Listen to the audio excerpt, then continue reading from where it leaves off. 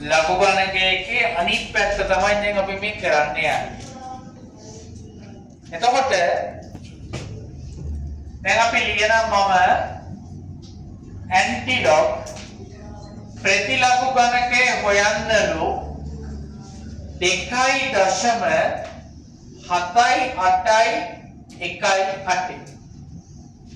2.7818 ඇන්ටිලොග් ප්‍රතිලඝු ගණකයේ හොයන්න. දැන් ඔයාලා මේ මොහොත වෙද්දි දන්නවා මේ තියෙන එක්තරා සංඛ්‍යාවක ලඝු ගණකයක් මේ තියෙන්නේ. එතකොට මේ දෙක ආපු විදිහ ඔයාලා දන්නවා. දෙක කොහොමද ආවේ? ඊළඟ මේ 78යි 18 අරන් තියෙන්නේ ලඝු ගණක වගුව බලලා කියලා ඔයාලා දන්නවා. හරි. දැන් මේකෙන් තේරුම් ගන්න ඕනේ මෙන්න මේ දේ. මෙතන දෙක තිබ්බනේ පූර්ණාංශය. පූර්ණාංශය දෙක තිබ්බ කියන්නේ මෙතන අනිවාර්යයෙන්ම 10 දෙක කියන එක තියෙනවා. දෙක තිබ්බ නිසා 10 දෙක කියන එක එනවා. ඔයාලට දැන් කරන්න තියෙන්නේ මෙන්න මේ දශම කොටස 78යි 18 මෙන්න මේ කොටස ඔයාලා ගාව තියෙන ওই ලඝු ගණක වගුවෙන් කොහෙද තියෙන්නේ කියලා බලන්න ඕනේ. මේ මැදෙන් බලන්න මේ ඇතුලේ. මේ මැදේගේ බලන්නේ.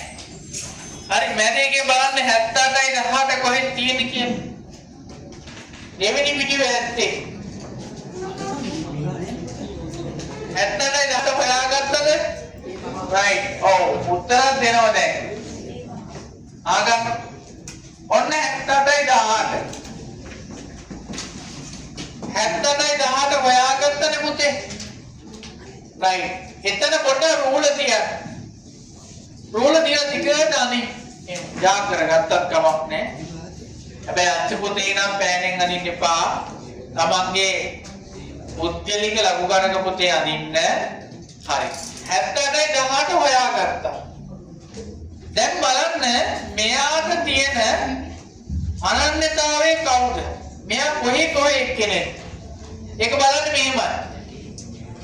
78යි 18 මුලින් බලන්න මේ පැත්තට කීයක් තියෙන ඉලක්කම? කීයද? කීය තියෙන 60ද? 60. ඔව් 60 තියෙනවා. ඊළඟට බලන්න මෙතනින් කොහෙද තියෙන්නේ? කීය තියෙන්නේ? 5. එහෙනම් අපිට පැහැදිලිව අඳුනා ගන්න පුළුවන්. ඔක තියෙන්නේ කීයද? 65. කොහොමද තිබ්බේ? හැබැයි අපි මේ ලියන එක ලියන්න ඕනේ දැන් 605 වැඩි කිරීම 10 දෙක නෙවෙයි. මේක ලියන්න ඕනේ මොන අංකනෙන්ද? විද්‍යාත්මක අංකණයෙන් ලියද්දි මේකේ දශම තියෙන්නේ මෙතන. දශමෙන් මෙතන. පැහැදිලිද කිව්වද? ආයෙත් කියනවා. දෙක ආවිදිය මතකද? මෙතන දෙකෙන් තිබ්බේ. ඒ දෙක කොහොමද මෙතන දෙන්නේ? 10 දෙකක් වෙනවා. මෙන්න මේ කොටස තමයි ලඝුගණක වගුවෙන් බලන්න ඕන. so 78යි 18 තිබ්බේ. හරි මේ පැත්තට බලුවොත් 60 තිබ්බා. මේ පැත්තට බලුවොත් කීය තිබ්බේ? 5 තිබ්බා. ඒතකොට දැම්ම 65. මේ මෙතන ලියද්දී අපි ලියන්නේ මෙන්න මේ ටික විද්‍යාත්මක අංකණය. එතකොට 6.05 වැඩි කිරීම 10 2. දැන් මේකේ ෆයිනල් ආන්සර් එක එන්නේ. මම ඒකට තමයි කලින් කිව්වේ විද්‍යාත්මක අංකණය හා සාමාන්‍ය ආකාරය මතක් කරලා ඉන්නවා. නිකන් නෙවෙයි. දැන් ඔයාලා දන්නවා මෙතන දෙකක් තිබ්බ නිසා මේ දශම තිත කීයක් කොයි පැත්තට පයින්න ඕනේ? මොන පැත්තට පයින්න ඕනේ? දෙකක් පයින්න ඕන පැත්තටද? දකුණු වෙන උත්තරේ කීයද එන්නේ එතකොට? 605යි දශම බිංදුව දැම්මත් කමක් නැහැ. නැත්නම් 605න් නතර කරන් ගැටලුවා නැහැ. කිව්ව දේ පැහැදිලිද? ඔන්න තව දෙයක් බලන්නකො. හරි. මේකම මම කරන වැඩේ බලන්න. පොඩි වෙනසක් කරන්න. ඇන්ටිලොග් කියන්නේ ප්‍රතිලඝු කියන්නේ. ඇන්ටිලොග් වෙනස බලන්න. මම මෙතන ලියලා තියෙන්නේ විවෘති තුනක් කියලා. වියුති තුන.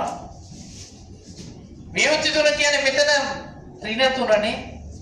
දැන් ඔයාලට මෙයාගේ ඇන්ටිලොක් බලද්දී වගුවෙන් බලන්නේ මේ ටික. හරි. ඒතර මෙතන වියුති තුන කියන්නේ අපි දන්නවා එතනින් අදහස් වෙන්නේ 10 මොන තුනද? ධන තුනද ඍණ තුනද? ඍණ තුන. ඍණ තුන. පැහැදිලිද කිව්වද?